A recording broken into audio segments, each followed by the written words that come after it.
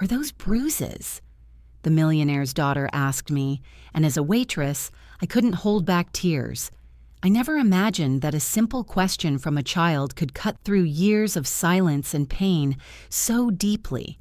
That small voice, so innocent yet so piercing, made me falter right there in the crowded restaurant. Maybe you're serving tables for people who don't appreciate it or cleaning up after everyone else has left. Tell me, where are you watching from, and what time is it there? I promise today's story will touch your heart. My name is Mary Catherine Sullivan, and for 23 years I carried trays through the gleaming marble floors of Meridian Bistro in Midtown Manhattan. The restaurant sat on the 42nd floor of a glass tower, where Wall Street executives and old money socialites sipped their $15 lattes while the city sprawled beneath them like a glittering carpet of dreams and broken promises. Every morning, I'd wake in my cramped studio apartment in Queens at 4:30, the sound of garbage trucks and early commuters already painting the symphony of survival outside my thin walls. My uniform hung on the back of my bedroom door like a white flag of surrender. Crisp white blouse, black slacks, and an apron that bore the invisible stains of 1,000 small humiliations. The subway ride into Manhattan took 45 minutes on a good day. I'd stand pressed against strangers, holding onto the metal pole with hands that already ached before my shift began. The train would emerge from the tunnel into the morning light, and I'd catch glimpses of the Hudson River, silver and endless, reminding me of possibilities I'd long ago stopped believing in. By 6 in the morning, I was already in the kitchen, tying my apron strings and checking my reflection in the stainless steel refrigerator door. My hair was always pulled back in a tight bun, not a strand out of place. My smile was practiced, professional, empty. The kitchen was a symphony of controlled chaos. Steam rose from industrial dishwashers, the constant sizzle of oil in pans, the sharp commands of the head chef echoing off tile walls. We were a family of sorts, we service workers, bound together by shared exhaustion and the unspoken understanding that we were invisible to the people we served. There was Carmen, the busboy from El Salvador who sent every penny home to his mother. Maria, the hostess with calloused hands who dreamed of opening her own beauty salon. And Tony, the bartender who'd been mixing drinks for 30 years and could read a customer's mood from across the room. We protected each other with small kindnesses. An extra break when someone's feet were swollen, sharing tips when someone's kid was sick, holding each other's secrets like precious stones. The customers began arriving at 7. They swept through our world like force of nature, these titans of finance and industry. They had portfolios worth millions, investment accounts that fluctuated by more money in a day than I made in a year. I'd overhear fragments of their conversations, discussions of stock options, cryptocurrency investments, real estate deals in the Hamptons. Bitcoin was the new gold, they'd say, dismissing traditional assets while I calculated how many double shifts I'd need to work to fix my broken dishwasher. Their wealth seemed as natural to them as breathing, as effortless as the way they'd wave their platinum credit cards without glancing at the total. But it was the way they looked through me that cut the deepest. I was furniture to them, a mobile piece of restaurant equipment programmed to smile and serve. They'd have intimate conversations about their children's private school admissions while I refilled their coffee, as if I weren't human enough to judge their words. They'd discuss their summer homes in Martha's Vineyard, their dividend portfolios, their capital gains, all while I stood 3 feet away, holding a pot of coffee. My presence so negligible, I might as well have been air. Some days I wondered if I truly existed or if I was just a ghost haunting their world of plenty. The worst were the ones who pretended to notice. They'd make a show of saying thank you with exaggerated politeness, as if they deserved praise for basic human decency. Or they'd ask my name and immediately forget it, calling me sweetheart or Han for the rest of their meal. Nothing made me feel smaller than their false kindness, because at least indifference was honest. Their performative gratitude was just another way of reminding me of my place in their hierarchy of worth. My manager, Robert Steinberg, was a thin man in his 50s who'd worked his way up from busboy to management over 2 decades. The climb had made him bitter, suspicious of anyone who might threaten his position. He watched us with hawk eyes, counting our break minutes, criticizing our posture, quick to write up anyone who showed signs of independence or pride. He particularly seemed to resent me, perhaps because I'd been there longer than him, or because the customers sometimes requested my section specifically. There was something about my presence that he found threatening, though I could never understand what. I was just Mary, just a waitress, just trying to survive. On this particular Tuesday in October, the autumn light was slanting through the floor-to-ceiling windows, casting long shadows across the dining room. The lunch rush was beginning, and I was assigned to the prime tables near the windows, the ones reserved for the restaurant's most important clients. I tied my apron extra tight that morning, a nervous habit I'd developed over the years. My hands were shaking slightly, though I couldn't say why. Sometimes your body knows things before your mind does. Mr. Jonathan Blackstone arrived at exactly 12:15, just as he had every Tuesday for the past 3 years. He was old money Manhattan, the kind of wealth that whispered instead of shouted. His fortune came from a family investment firm that managed assets worth billions, with a portfolio that included everything from traditional stocks to cutting-edge cryptocurrency ventures. He owned buildings, not apartments. His net worth was discussed in financial magazines, his opinions on market trends quoted in the Wall Street Journal. At 62, he carried himself with the unconscious arrogance of a man who'd never questioned his place in the world. But today was different, because he wasn't alone. A small girl walked beside him, maybe 8 years old, with honey-colored hair and perfect ringlets, and a navy blue dress that probably cost more than my monthly rent. She clutched a stuffed rabbit that looked handmade, expensive, loved. This was his granddaughter, Sophia, visiting from her boarding school in Connecticut. I'd heard him mention her to his business associates, talked about her trust fund, the millions already set aside for her future, the way rich people discuss their children's inheritance like other families plan summer vacations. I approached their table with my practiced smile, the one I'd perfected over 2 decades of service. "Good afternoon, Mr. Blackstone. Welcome to Meridian Bistro." My voice was steady, professional, warm enough to be pleasant, but not so warm as to suggest familiarity. I'd learned that balance long ago, friendly but forgettable, helpful but invisible. "The usual," he said without looking up from his phone, scrolling through what appeared to be stock prices. His fortune was probably fluctuating by thousands of dollars just during our conversation, gains and losses that would change my life, but barely registered in his. And get the child a grilled cheese. Simple. Nothing fancy. His tone was dismissive, not just to me, but to the little girl who was clearly trying to get his attention. Sophia looked up at me with bright blue eyes that seemed to see everything. Children have that gift. They look at you, really look, in a way adults have forgotten how to do. "What's your name?"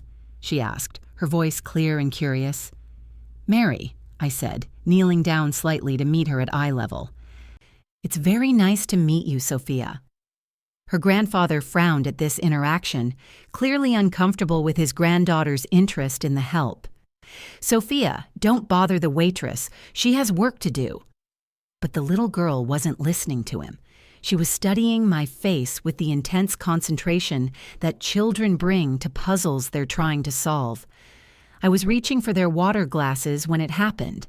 My sleeve, which I'd carefully arranged to cover my wrists, rode up slightly as I stretched across the table.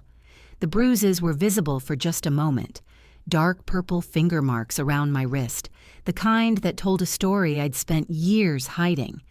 They were from 2 nights before, when David had grabbed me during one of his rages, squeezing until I thought my bones might break. I quickly pulled my sleeve down, but it was too late. Sophia's eyes widened, and she pointed with the innocent directness of childhood. "Are those bruises?" she asked, her voice carrying across the suddenly quiet dining room. The question hit the restaurant like a stone thrown into still water. Conversation stopped mid-sentence. Forks paused halfway to mouths. The entire room seemed to hold its breath, waiting to see how this moment of uncomfortable truth would be handled. I felt the heat rise in my cheeks, my hands trembling as I tried to maintain my composure. 23 years of hiding, of careful sleeve management, of makeup and long-sleeved uniforms, undone by a child's simple observation. I couldn't speak. The words were trapped somewhere between my heart and my throat, blocked by years of shame and fear and the desperate need to protect the fiction that everything was fine. My eyes filled with tears, and I hated myself for the weakness, for letting these people see my pain. But looking down at Sophia's concerned face, I saw something I hadn't seen in years. Someone who cared about my answer, who saw me as human enough to be hurt. Mr. Blackstone's face went through a series of expressions. Embarrassment, anger, something that might have been concern. He was a man accustomed to controlling every situation, but his granddaughter had just exposed something raw and real in his perfectly curated world. The other diners were staring now, some with curiosity, others with discomfort at having their expensive lunch interrupted by someone else's tragedy. I'm fine, I managed to whisper. But the tears in my eyes betrayed the lie. Sophia reached out and gently touched my hand, her small fingers soft against my work-roughened skin. "You don't look fine," she said with the devastating honesty of childhood. "Did someone hurt you?" The question hung in the air like incense, heavy and unavoidable. I looked around the dining room at all these wealthy, powerful people who controlled millions of dollars, who moved markets with their decisions, who had the power to change lives with a phone call. And not one of them met my eyes. They were suddenly fascinated by their entrees, their conversations resuming at lower volumes, pretending they hadn't heard a child ask why a grown woman was covered in bruises. Mr. Blackstone cleared his throat, clearly uncomfortable with the direction this encounter had taken. "Perhaps we should order," he said, trying to redirect the conversation back to safer ground. But Sophia wasn't finished. She was still holding my hand, still looking at me with those bright, concerned eyes. "My mommy says that when people hurt you, you should tell someone," she said. "You should tell the police or a teacher or someone who can help." Her innocent words carried more wisdom than all the financial advice being discussed at the neighboring tables. I knelt down again, bringing myself to her level. "Thank you for caring," I said, my voice barely above a whisper. "That means more to me than you know." And it did. In that moment, this 8-year-old girl had shown me more human compassion than I'd received from anyone in months. Mr. Blackstone was watching this exchange with something that looked like confusion, as if he was seeing me for the first time as an actual person rather than just staff. His fortune might be built on understanding complex financial instruments and market psychology, but he seemed completely unprepared to deal with human suffering playing out in front of his grilled cheese sandwich. Are you safe?" he asked quietly, and I was shocked by the genuine concern in his voice. For a moment, the arrogant businessman disappeared, replaced by what might have been a decent human being. I didn't know how to answer that question. Was I safe? I lived with a man who used my body as a target for his frustrations. I worked in a world where I was so invisible that no one cared enough to notice I was dying inside. I was drowning in plain sight, serving coffee to people who had the power to save me, but didn't even see I was underwater. "I should get your lunch started," I said instead, standing up and smoothing my apron. The moment of connection was over, the professional mask sliding back into place, but something had shifted. Sophia had cracked something open that couldn't be easily sealed again. As I walked back to the kitchen, I felt eyes following me. Mr. Blackstone was still watching, his expression thoughtful. His granddaughter was tugging on his sleeve, whispering something I couldn't hear. Other diners were sneaking glances, probably already crafting the story they'd tell about the dramatic waitress at lunch. I was no longer invisible. I'd become a spectacle, which somehow felt even worse. In the kitchen, I leaned against the steel prep counter and tried to steady my breathing. Carmen appeared beside me, concern written across his weathered face. "Estás bien?" he asked, then switched to English. "You okay, Mary?" I nodded, not trusting my voice. Carmen had been working beside me for 8 years. He'd seen me come in with split lips, with bruises barely covered by makeup, with the hollow look of someone who'd stopped believing tomorrow could be different. He'd never asked direct questions, respecting the wall I'd built around my private life, but his kindness was constant. Extra breaks when I needed them, taking my difficult tables when I was struggling, small acts of protection that kept me standing. "The little girl at table 12, I said finally. "She asked about my bruises." Carmen's face darkened. He'd grown up in a neighborhood where domestic violence was common but rarely discussed. He understood the geography of fear that mapped out my daily life. "Children see what adults pretend not to," he said. "Maybe it's time someone saw." But I wasn't ready for anyone to see. Visibility meant questions. Questions meant complications. And complications meant David might find out. And David finding out meant... I couldn't complete that thought. Some possibilities were too dangerous to even imagine. I prepared Mr. Blackstone's order with shaking hands. His usual Caesar salad with grilled chicken, dressing on the side, and Sophia's grilled cheese cut into triangles with the crusts removed. As I walked back to their table, I noticed he'd put away his phone. His full attention was focused on his granddaughter, who was coloring on the children's placemat with crayons the hostess had brought her. "Here's your lunch," I said, setting the plates down carefully. My sleeve stayed firmly in place this time. "Thank you, Mary," Mr. Blackstone said, using my name for the first time in 3 years of Tuesday lunches. The simple courtesy felt revolutionary. Sophia looked up from her coloring and smiled at me, the kind of smile that could light up the darkest corners of a broken heart. "I drew you a picture," she said, holding up the placemat. It showed 2 stick figures, one tall, one small, holding hands under a smiling sun. "That's you and me," she explained. "You look sad, so I drew sunshine to make you happy." I stared at the drawing.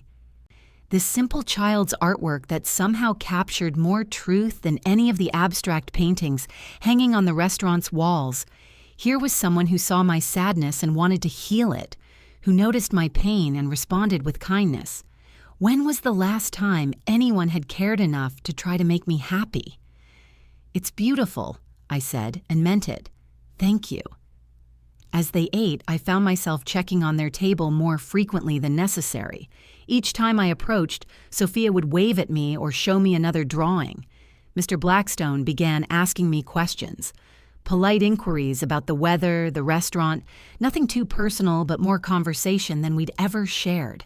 It felt strange to be seen, acknowledged, treated like a human being with thoughts and feelings. During one of these visits, Sophia announced that she was learning about jobs at school.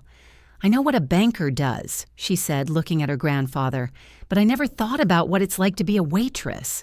Do you like your job?" The question was so innocent, but it landed like a blow. Did I like my job? I'd been working at Meridian Bistro for over 2 decades, and no one had ever asked me that. I'd been so focused on surviving each day that I'd forgotten to consider whether I was living or just existing. "I like helping people," I said carefully. "I like making sure they have what they need." It wasn't exactly an answer, but it was true enough. I did find satisfaction in service, in the small moments of care I could provide. A fresh cup of coffee when someone looked tired, remembering how a regular customer liked their eggs. The tiny ways I could make someone's day a little better. Sophia nodded solemnly, as if this made perfect sense to her. "My teacher says all jobs are important," she said. "She says we need people who grow food and people who cook food and people who bring food to hungry people. You bring food to hungry people, so you're important too. out of the mouths of babes.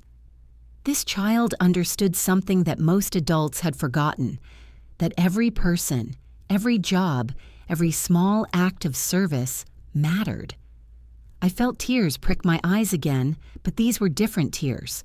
For the first time in years, someone had told me I was important. Mr. Blackstone was watching this exchange with wonder, as if his granddaughter was teaching him something he'd never learned in all his years of business school and board meetings. His wealth came from understanding assets and investments, but he was discovering that the most valuable things in life couldn't be quantified in a portfolio. When they finished eating, Mr. Blackstone left a tip that was larger than usual, though still reasonable for someone of his means. But Sophia had something more valuable to offer. She carefully tore her drawing off the placemat and handed it to me. "Keep this," she said, "so you remember that someone thinks you're important." I folded the drawing carefully and tucked it into my apron pocket, next to my order pad and pen. It felt like a talisman, a small shield against the darkness that waited for me at home. As they prepared to leave, Mr. Blackstone paused at their table. "Mary," he said, his voice lower now, more serious, "if you ever need help, any kind of help, you should know that there are people who care. Resources available. You don't have to face everything alone." I nodded, not trusting myself to speak. We both knew he was talking about the bruises, about the obvious signs of a life under siege. For a moment, it felt like he might say more, might pull out his phone and make the kind of call that could change everything. But the moment passed, and he walked away with his granddaughter, back to their world of privilege and possibility. I watched them go, this unlikely pair who had cracked open something in my chest that I'd kept locked away for years. The dining room returned to its normal rhythm, but I felt different. For 23 years, I'd been invisible in this restaurant, but today I'd been seen. Really seen. And once you've been seen, it becomes harder to disappear again. The rest of my shift passed in a strange haze. I went through the motions, taking orders, serving food, clearing tables, but part of my mind kept returning to that moment when Sophia had asked about my bruises. The question had been asked in front of a room full of people who had the power to help, who controlled fortunes and influenced lives. But it was the 8-year-old who had shown real concern, real humanity. That evening, as I rode the subway back to Queens, I pulled out Sophia's drawing and looked at it again. The two stick figures holding hands under the sunshine. It was such a simple image, but it represented something I'd forgotten existed. Connection, kindness, the possibility that someone might care about my happiness. I carefully placed it in my wallet, where I could carry it with me always. At home, David was already drunk, beer cans scattered across the coffee table like landmines. He looked up when I walked in, his eyes already glazed with alcohol and anger. "You're late," he said, though he wasn't. I was never late. I couldn't afford to be. "The subway was delayed," I lied, hanging my purse on the hook by the door. The truth was that I'd sat an extra few minutes in the train car, holding on to the feeling of being seen, being valued, before I had to return to this place where I was nothing more than a target. That night, as David raged about his unemployment, his failures, his certainty that the world was conspiring against him, I thought about Mr. Blackstone's words. You don't have to face everything alone. But how could someone like him understand what it meant to be trapped? His net worth could buy him freedom from any situation. His investments provided security, options, choices. For people like me, there were no portfolios to liquidate, no assets to leverage, no golden parachutes to cushion our falls. But something had changed that day. Sophia's innocent question had let light into a place that had been dark for too long. And once light gets in, it's nearly impossible to seal out completely.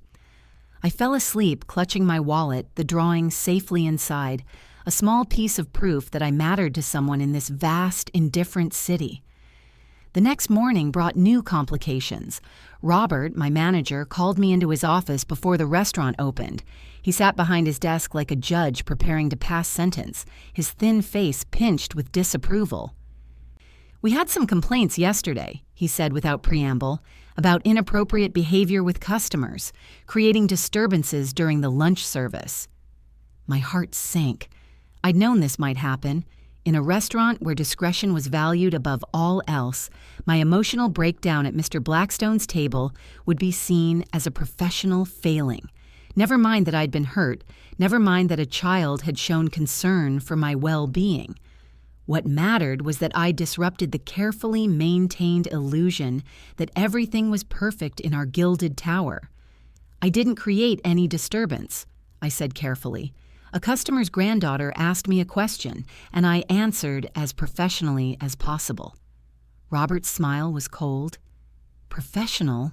You were crying in the dining room, Mary. You made our clientele uncomfortable with your personal drama.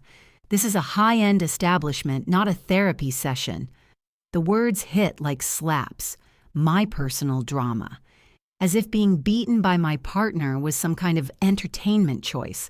A soap opera I decided to act out for the amusement of the wealthy diners. The bruises on my wrists throbbed as if responding to his dismissal of their significance. "It won't happen again," I said, hating the pleading note in my voice. "No," he agreed. "It won't, because this is your official warning. One more incident of any kind and you're gone. We can't have staff who bring their problems to work. Our customers come here to escape the ugliness of the world, not to be confronted with it during their meal." I nodded, understanding the message clearly. My pain was ugly. My suffering was an inconvenience. The bruises on my body were unsightly reminders that not everyone lived in the bubble of prosperity that surrounded Meridian Bistro. I was expected to smile through my abuse, to serve their meals while pretending my own life wasn't falling apart behind the scenes. Walking back to the dining room, I felt smaller than ever. The brief moment of connection with Sophia and her grandfather felt like a dream now, something too beautiful to have been real. I was back to being invisible, back to being forgettable, back to being nothing more than a uniform and a practiced smile. But Maria, the hostess, caught my arm as I passed her station. "I saw what happened yesterday," she whispered. "The little girl, the way she cared about you. Don't let Robert make you feel ashamed for being human." Her kindness was a lifeline in an ocean of cruelty. We service workers had to protect each other because no one else would. We were the invisible army that kept this city running, and our pain mattered, even if no one else noticed it. The lunch rush began, and I threw myself into work with desperate energy. Every order taken perfectly, every coffee refilled promptly, every interaction polished to professional perfection.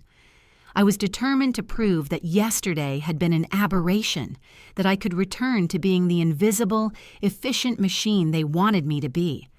But as I served table after table of wealthy diners discussing their stock portfolios and cryptocurrency investments, I found myself thinking about Sophia's words. "You're important too." The phrase echoed in my head as I poured wine for a tech billionaire, as I served lunch to a hedge fund manager whose bonus was larger than my lifetime earnings. Important. When was the last time I'd felt important? Mr. Blackstone didn't come in that Tuesday, or the next. I found myself watching the door during the lunch rush, hoping to see his familiar figure and his granddaughter's bright smile. Part of me worried that I'd somehow offended them, that my emotional display had driven away even the one customer who'd shown me kindness. 3 weeks passed without any sign of them. I settled back into my routine of invisibility, serving the wealthy and powerful while remaining utterly beneath their notice. The bruises on my wrists faded, replaced by new ones that I carefully concealed under my sleeves. David's unemployment had ended, but his drinking hadn't. If anything, the stress of returning to work had made him more volatile, more likely to use me as an outlet for his frustrations. Then, on a rainy Thursday in November, everything changed again. I was clearing a table when I heard a commotion near the entrance. Raised voices, the kind of disturbance that was anathema to Meridian Bistro's serene atmosphere. I looked up to see Robert blocking someone from entering, his arms spread wide in a gesture of authority.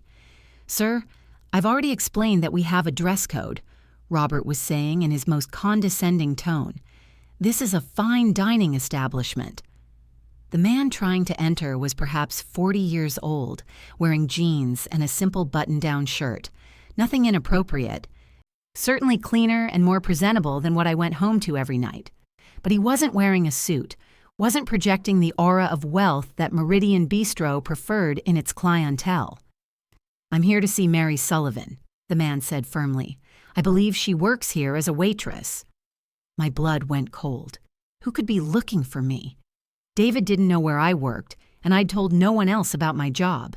I watched from across the dining room as Robert's expression grew more suspicious. "Our staff isn't available for personal visits during work hours," Robert said. "If you'd like to leave a message—" "Actually, she is available." The voice came from behind me, and I turned to see Mr. Blackstone approaching the hostess station. He was dressed in his usual expensive suit, his presence immediately commanding the respect that Robert had denied the other man. "Mary, someone here would like to speak with you." I walked toward the entrance on unsteady legs, my apron feeling like it weighed 100 pounds. The stranger smiled when he saw me, a kind expression that somehow made my anxiety worse. Who was he? What did he want? "Mary Sullivan?" he asked. "My name is Detective Ryan Chen with the NYPD. I was hoping we could talk." The words hit me like a physical blow. Police. Detective. Every worst-case scenario flashed through my mind in an instant. Had something happened to David? Had David done something? Had someone reported the bruises, the signs of abuse I'd worked so hard to hide? "Is everything all right?" I asked, my voice barely audible. Detective Chen glanced around at the dining room full of curious faces, at Robert hovering nearby trying to eavesdrop, at the general air of expensive judgment that permeated the restaurant. "Perhaps we could speak somewhere more private." Mr. Blackstone stepped forward. "There's a conference room upstairs that's not being used," he offered. "Mary, take whatever time you need." I looked at Robert, expecting him to object to me leaving during my shift. But his face had gone pale. The presence of a police detective had shifted the dynamics of the situation entirely. Whatever this was about, he couldn't simply dismiss it as personal drama. The conference room was on the 43rd floor, one level above the restaurant. Its floor-to-ceiling windows offered a view of Manhattan that would have cost millions to own. Detective Chen gestured for me to sit in one of the leather chairs around the mahogany table, the kind of furniture that cost more than I made in a year. "Mrs. Sullivan, I want to assure you that you're not in any kind of trouble," he began. "I'm here because someone filed a report expressing concern for your welfare. They provided photographic evidence of what appeared to be signs of domestic abuse." My hands started shaking. Photographic evidence? Who could have taken photos? When? How? My mind raced through possibilities, each more terrifying than the last. "I don't understand," I said, though part of me did. There had been that moment at Mr. Blackstone's table when my sleeve had ridden up, when Sophia had pointed at my bruises. But who would have taken a photo? Detective Chen pulled out his phone and showed me the screen. It was a picture of me from that day 3 weeks ago, kneeling beside Sophia, my bruised wrist clearly visible. The image was slightly blurry, taken from across the dining room, but the dark marks on my skin were unmistakable. "This was sent to us along with a formal complaint alleging that you were being physically abused," he said gently. "The person who filed the report was concerned for your safety and wanted to ensure you had access to resources and support." I stared at the photo, seeing myself through someone else's eyes. There I was, kneeling beside a child who had shown me more compassion in 5 minutes than I'd received in 5 years. And there were the bruises, the visible proof of a truth I'd spent so much energy hiding. "Who sent this?" I asked. "The report was filed by a Jonathan Blackstone," Detective Chen said. He indicated that he was a witness to what appeared to be signs of ongoing domestic violence and felt obligated to report his concerns. Mr. Blackstone, the millionaire who'd barely acknowledged my existence for 3 years, had taken a photo of my bruises and reported them to the police. I didn't know whether to feel grateful or betrayed. He'd seen my pain and tried to help, but he'd also exposed my secrets without my permission. "Ma'am, I need to ask you directly," Detective Chen said. "Are you in an abusive relationship? Are you in danger?" The question hung in the air between us, loaded with implications I wasn't ready to face. For years, I'd hidden the truth from everyone, from my coworkers, from my few friends, from myself. I told myself it wasn't that bad, that David only hit me when he was drunk, that I probably deserved it somehow. I'd built a fortress of denial around the reality of my situation. But sitting in that conference room 43 floors above the city, looking at photographic evidence of my own suffering, I couldn't maintain the fiction anymore. "Yes," I whispered. "Yes, I am." The admission felt like jumping off a cliff. For so long, keeping the secret had been my full-time job, the thing that required all my energy and attention. Now that it was out, spoken aloud to a police officer who was trained to handle exactly this situation, I felt strangely empty.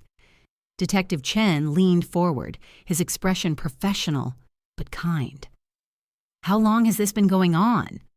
3 years, I said, then corrected myself.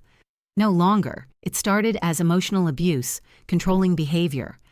The physical violence began about 3 years ago." He asked more questions about the frequency of the abuse, whether David had ever threatened to kill me, whether there were weapons in the house. I answered as honestly as I could, painting a picture of a life lived in constant fear.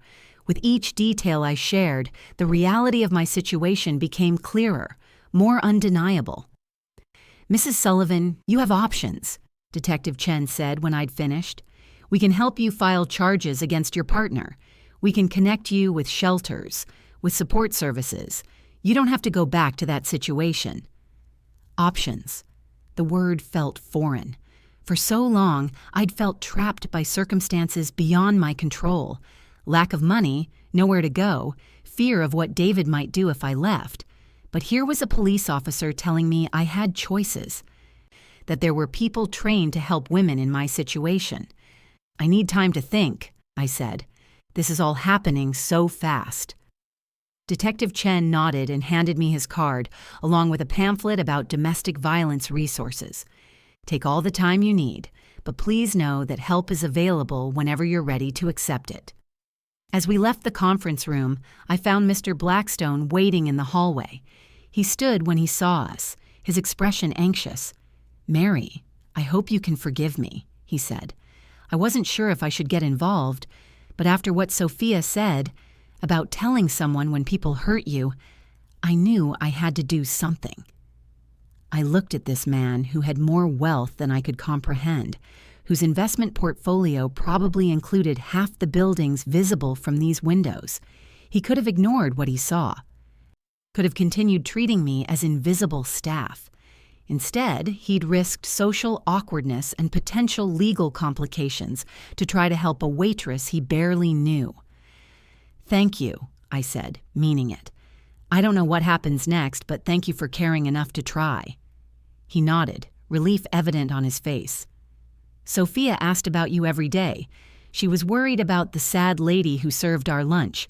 Children don't forget kindness, and they don't ignore suffering." Back in the restaurant, I moved through the rest of my shift in a daze. Every task felt different now that my secret was out, now that someone in authority knew about my situation. I was no longer carrying the burden alone. Detective Chen's card was in my apron pocket next to Sophia's drawing, 2 small talismans representing different paths forward. Robert kept glancing at me throughout the afternoon, obviously curious about my conversation with the police detective, but unable to ask directly. The other staff members sensed something had changed but gave me space to process whatever had happened. Only Carmen approached me during a quiet moment, concern written across his weathered features. "Everything okay?" he asked in his accented English. I nodded, not trusting my voice. He studied my face, reading about whatever he saw there, and squeezed my shoulder gently. "Sometimes the bravest thing is accepting help," he said quietly. "Sometimes the strongest thing is admitting you can't do it alone." That evening, I rode the subway home with Detective Chen's card and pamphlet hidden in my purse. The familiar dread settled over me as the train emerged from the tunnel into Queens, as the buildings grew shabbier and the people more tired. But for the first time in years, I had a choice. I could walk into that apartment and continue living the same cycle of abuse and fear, or I could pick up my phone and call the number on the card. David was waiting when I got home, drunk and angry as usual. But something was different in his posture, in the way he looked at me. He'd been drinking more than usual, and his eyes held a dangerous glitter that made my skin crawl. "Where were you?" he demanded, though I was home at exactly the same time as always. "Work," I said carefully, hanging up my purse and trying to gauge his mood. "Same as every day." "Don't lie to me," he snarled, standing up from the couch with the careful balance of someone too drunk to trust their legs. "I know you were talking to someone. I know you're planning something." My blood went cold. How could he know about Detective Chen? Who could have told him? But then I realized it didn't matter how he knew. What mattered was that he did know, and he was angrier than I'd ever seen him. "I don't know what you're talking about," I said, but my voice shook with fear. That's when he hit me. Not the careful, controlled violence he usually employed, but a wild, drunken swing that sent me crashing into the wall. Stars exploded across my vision, and I tasted blood in my mouth. "You think you're going to leave me?" he screamed, advancing on me as I tried to get back to my feet. "You think you're going to run crying to the cops like some victim? I'll show you what a victim looks like." What followed was the worst beating of my life. David had always been careful before, strategic about where he hurt me so the bruises wouldn't show. But that night, he was beyond caring about consequences. He used his fists, his feet, a kitchen chair that he swung until it broke against my ribs. I curled up on the floor and tried to protect my head while he raged about disrespect and betrayal and women who didn't know their place. When it was over, I lay on the bathroom floor for what felt like hours, assessing the damage. My left eye was swollen shut. My ribs were surely cracked, maybe broken. Blood ran from my nose and mouth, but I was alive, and that had to be enough for now. I managed to drag myself to the bedroom and lock the door. David had passed out on the couch, empty beer bottles scattered around him like evidence of his own self-destruction. Using my phone's front camera as a mirror, I took photos of my injuries: the black eye, the split lip, the bruises already forming across my throat where he'd grabbed me. Evidence in case I ever found the courage to use it. Then I pulled Detective Chen's card from my purse and stared at it for a long time. He'd said I had options. That help was available. But looking at my reflection in the black phone screen, I wondered if it was too late. David had crossed a line tonight. The next time, he might kill me. With shaking fingers, I dialed the number on the card. It was past midnight, but Detective Chen had said I could call any time. The phone rang twice before a voice answered. "Domestic Violence Crisis Line. This is Sarah. How can I help you?" I opened my mouth to speak, but no words came. How could I explain 3 years of abuse in a single phone call? How could I make a stranger understand the fear that had become as much a part of my daily routine as brushing my teeth? "Hello?" the voice said gently. "Are you there? It's okay. Take your time." "I need help," I finally whispered. "I think he's going to kill me." Those words, spoken aloud to another human being, changed everything. There was no taking them back, no pretending anymore that things weren't as bad as they seemed. I had crossed from victim to survivor with a single phone call, from hopeless to helped with the admission that I couldn't do this alone. Sarah stayed on the phone with me for 2 hours, walking me through my options, helping me make a safety plan, connecting me with resources I'd never known existed. By the time I hung up, I had appointments scheduled with a counselor, with a caseworker, with a lawyer who specialized in domestic violence cases. For the first time in years, I had a future that extended beyond the next beating. I didn't sleep that night. Instead, I sat by the window and watched the sun come up over Queens, painting the sky in shades of pink and gold. Somewhere across the city, Detective Chen was probably getting ready for work, not knowing that his intervention had saved a life. Somewhere in Connecticut, a little girl named Sophia was getting dressed for school, unaware that her simple question had set in motion a chain of events that would free a woman from hell. And somewhere, in a luxury high-rise, a millionaire was probably checking his investment portfolio over coffee, not realizing that his decision to report what he'd seen had been worth more than all his assets combined. He'd invested in something that couldn't be quantified in dollars or Bitcoin or stock options. He'd invested in human dignity, in the radical idea that everyone deserved to be safe. I called in sick to work that day. For the first time in 23 years, I put my own needs first. I spent the morning at the emergency room, getting x-rays of my ribs and documentation of my injuries. The nurse who examined me was gentle but thorough, photographing each bruise, recording each cut, building a legal case with my broken bones.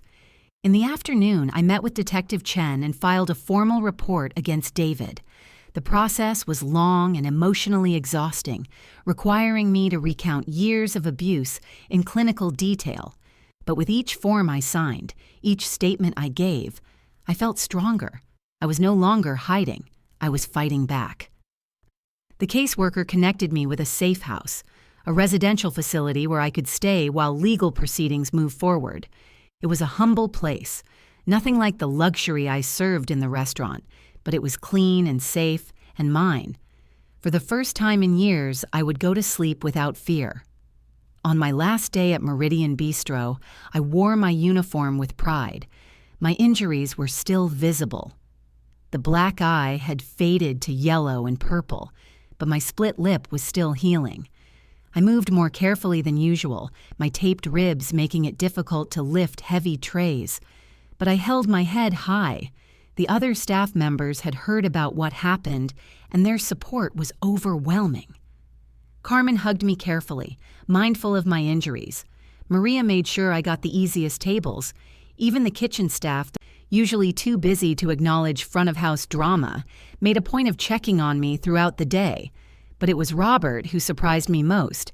He called me into his office during my break, and I prepared myself for another lecture about bringing personal problems to work. Instead, he handed me an envelope. "This is 3 months' severance pay," he said gruffly, "and a letter of recommendation. You've been a good employee, Mary. 23 years of good service. What happened to you? It's not right. No one should have to go through that." I stared at the envelope, shocked by this unexpected kindness from a man I'd thought incapable of empathy. "I don't understand. Am I being fired?" "You're taking a leave of absence," he said, "for as long as you need. Your position will be here when you're ready to come back. If you want to come back." I thanked him, too overwhelmed to say much more. As I left his office, I realized that my suffering had made me visible to people who'd looked through me for decades. It had taken near death to make me human in their eyes, but perhaps that was better than never being seen at all. Mr. Blackstone came in for lunch that day, alone. I approached his table with careful steps, still moving gingerly because of my injuries. "Mary," he said, standing when he saw me, "how are you? Are you all right?" "I will be," I said, and meant it. "Thank you for what you did, for caring enough to get involved." He gestured to the chair across from him. "Do you have a moment to sit?" I glanced around the restaurant, then carefully lowered myself into the chair. It felt strange to be sitting at a customer's table, to be treated as an equal rather than a servant. "Sophia has been asking about you constantly," he said. "She wanted to know if you were safe, if someone was helping you. She made me promise to check on you." I smiled, thinking of the little girl who'd shown me more compassion than most adults. Tell her I'm going to be fine. Tell her that her caring made a difference." Mr. Blackstone reached into his jacket pocket and pulled out an envelope. "She wanted me to give you this." Inside was another drawing, this one showing a stick figure woman with a big smile, surrounded by hearts and stars and rainbows. At the bottom, in careful 8-year-old handwriting, it said, "I hope you are happy now. Love, Sophia."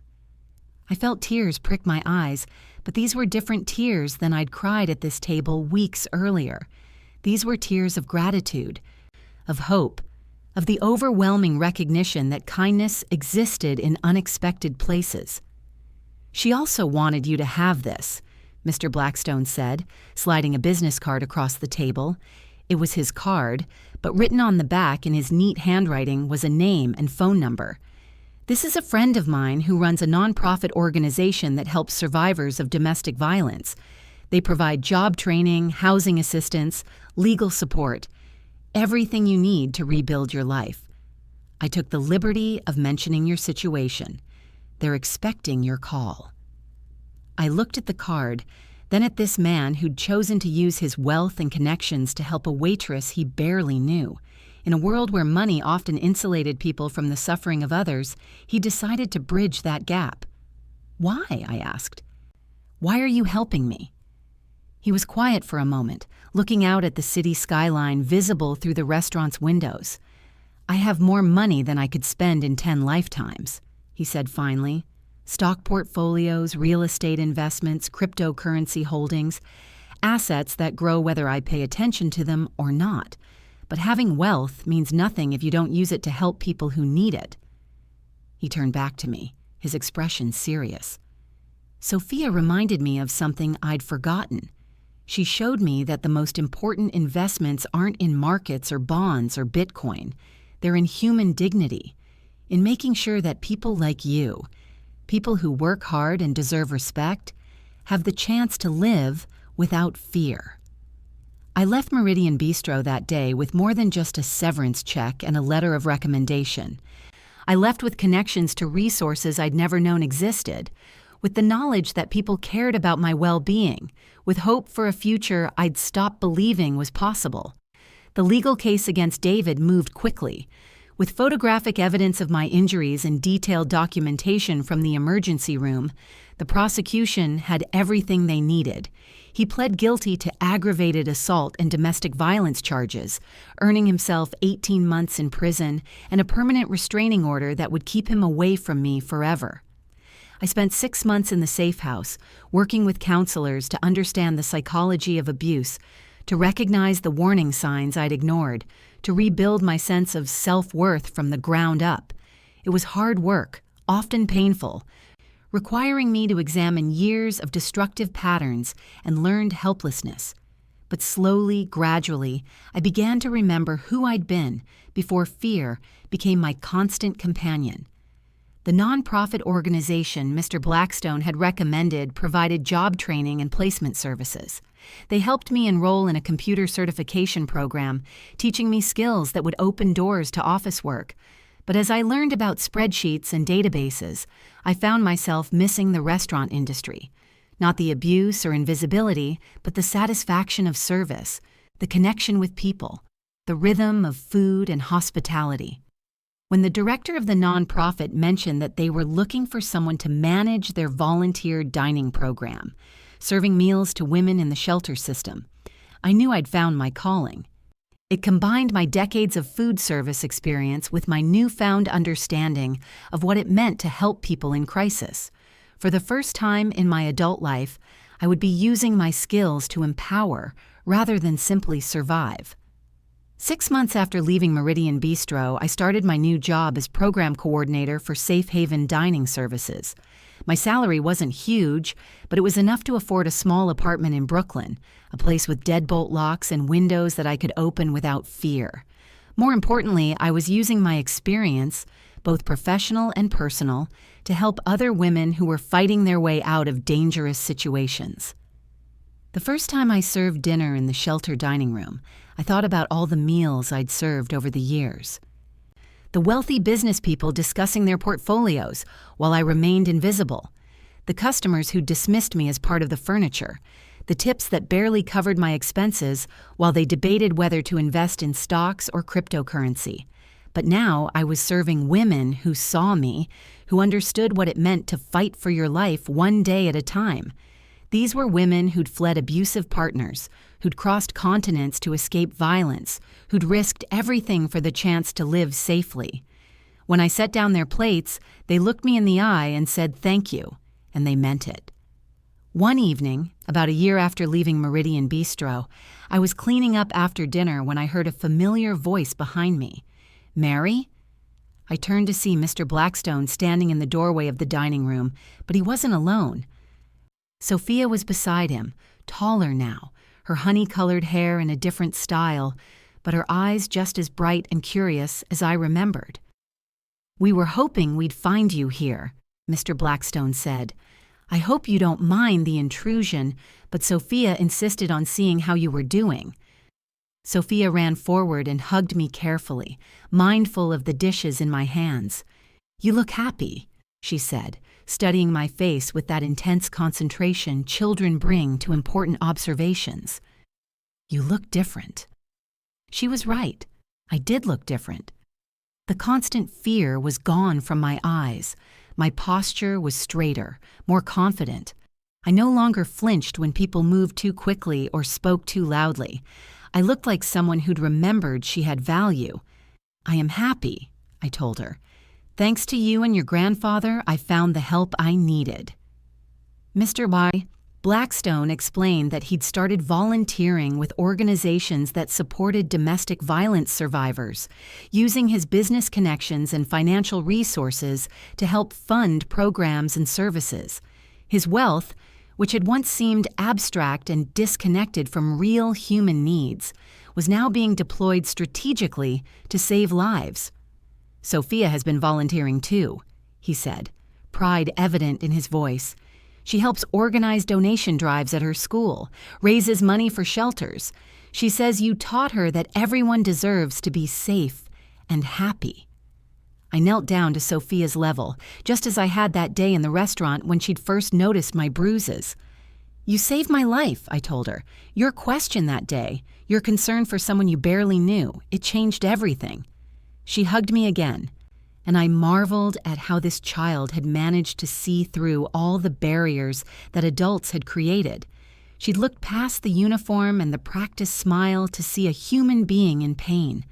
Her innocence had cut through years of silence and shame, opening a door to healing I hadn't known existed. "I have something for you," Sophia said, reaching into her backpack. She pulled out a framed drawing, a more sophisticated version of the stick figures she'd given me before. This one showed a woman standing in front of a building labeled Safe Haven, surrounded by other women, all of them smiling. At the bottom, it said, "Mary helping people," just like she helped me understand kindness. I accepted the drawing with hands that shook slightly from emotion. In all my years of service, I'd never been honored with something so precious. A child's recognition of my worth, proof that I'd made a difference in at least one young life. 2 years later, I was promoted to director of Safe Haven Dining Services, overseeing programs that served thousands of meals annually to women and children in crisis. My apartment in Brooklyn had become a real home, filled with plants and books and photographs of the women I'd helped transition from survival to stability. The walls were decorated with thank you cards from program participants, drawings from children who'd stayed in the shelter, certificates acknowledging my work in the field of domestic violence prevention. But the most treasured decoration was a series of framed drawings from Sophia, who continued to send me artwork every few months. They chronicled her growing understanding of social justice and her evolving artistic skills. But they always featured the same theme: people helping people, kindness creating connections, hope overcoming fear. On the 3rd anniversary of that terrible night when David had beaten me nearly to death, I received an unexpected letter. It was from Detective Chen, who was now working with a task force focused on domestic violence prevention.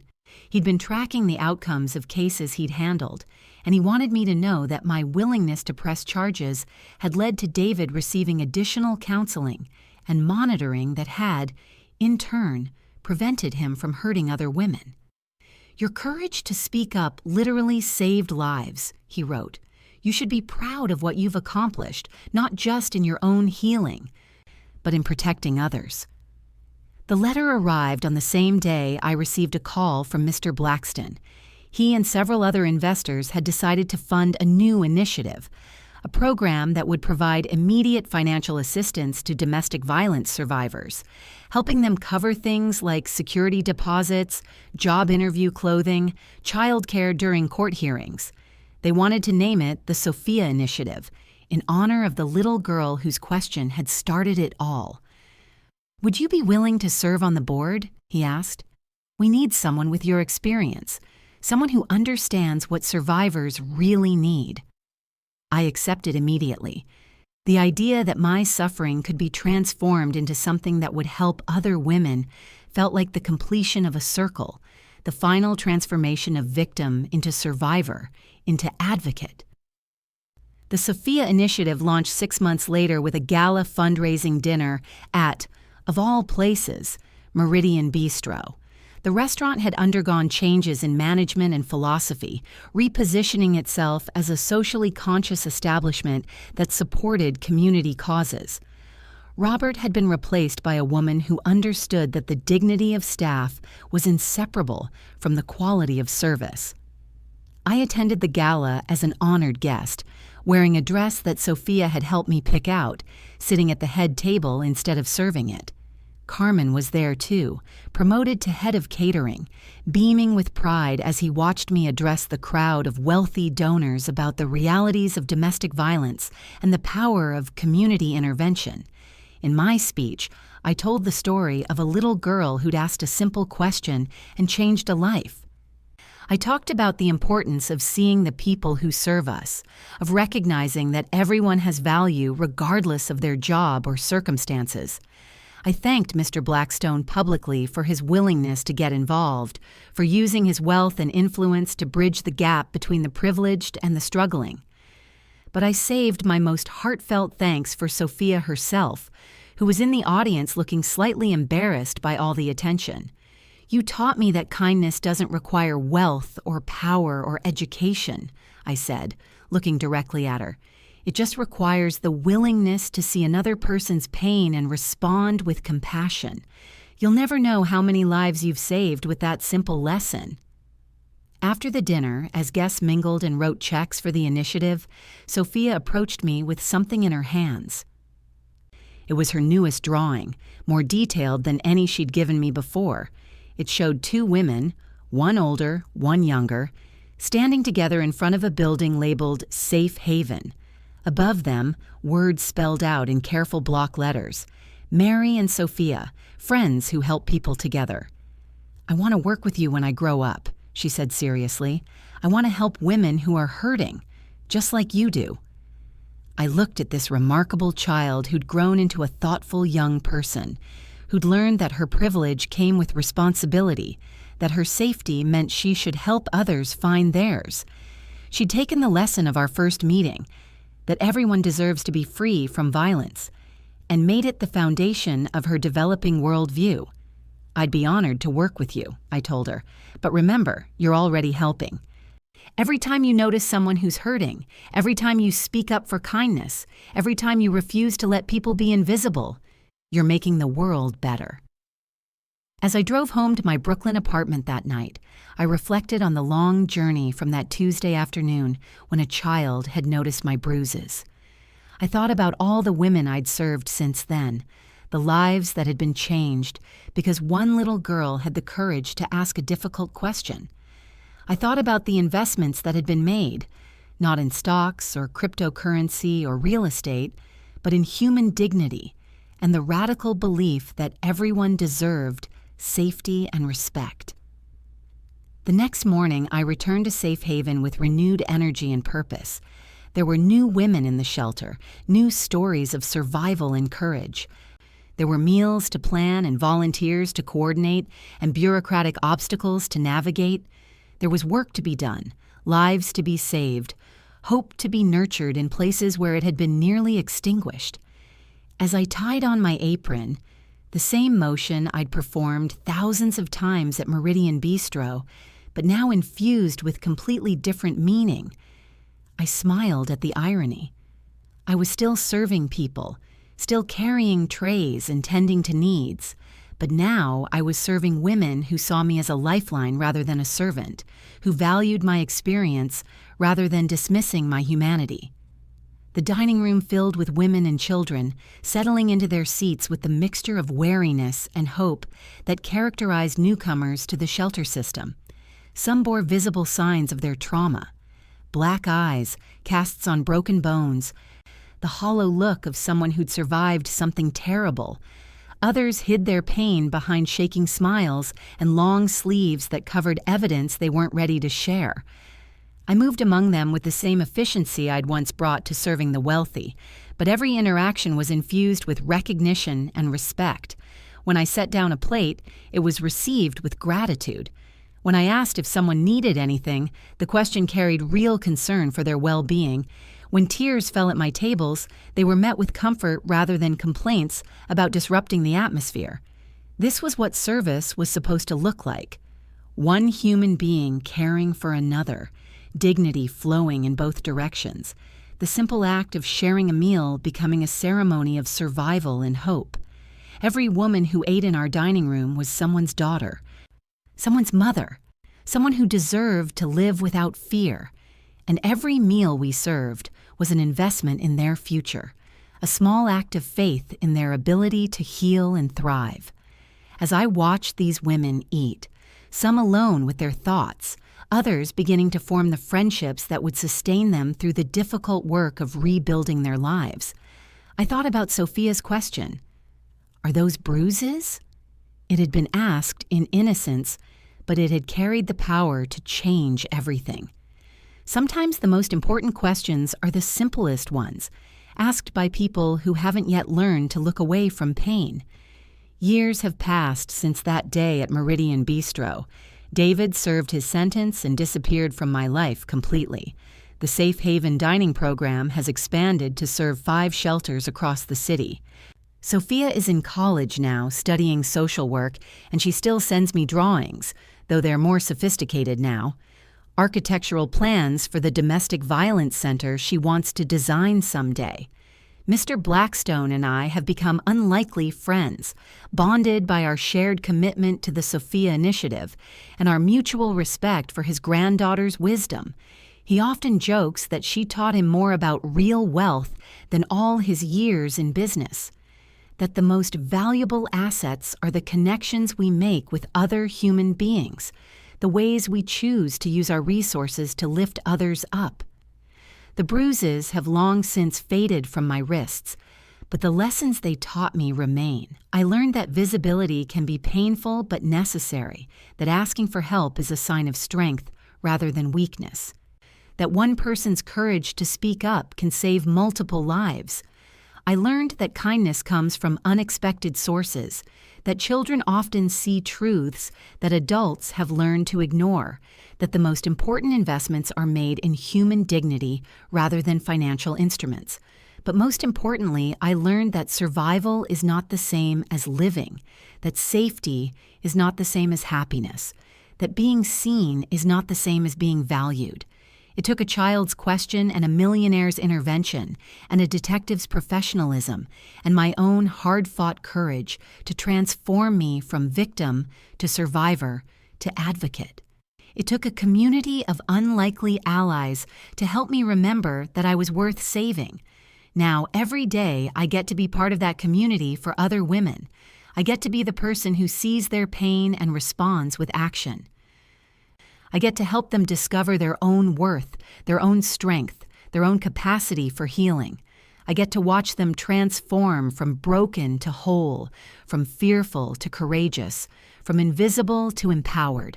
And sometimes, when I'm serving dinner to a woman who's just arrived at the shelter, frightened and uncertain about what comes next, she'll look at me with the same kind of desperate hope I once felt.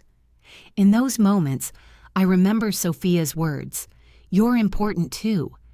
And I get to pass that message along to help another woman discover that her life has value, that her safety matters, that she deserves to be happy. Have you ever felt invisible, unworthy of help or kindness? Have you ever served others while your own needs went unnoticed? Have you ever wondered if anyone would care if you disappeared? Tell me your story in the comments below, because your experience matters. Your voice deserves to be heard, and your journey toward healing is worth celebrating. If this story touched your heart, please leave a like and subscribe so it can reach another woman who needs to hear that she matters, that help is available, that survival is possible. To continue this emotional journey, we've prepared a special podcast filled with stories just as moving. You can find it here by clicking on the left. Thank you for joining me on this journey of the heart and hope. I'll see you in the next story, where we'll continue exploring the power of human connection, the courage of survival, and the beautiful possibility that tomorrow can be different from today.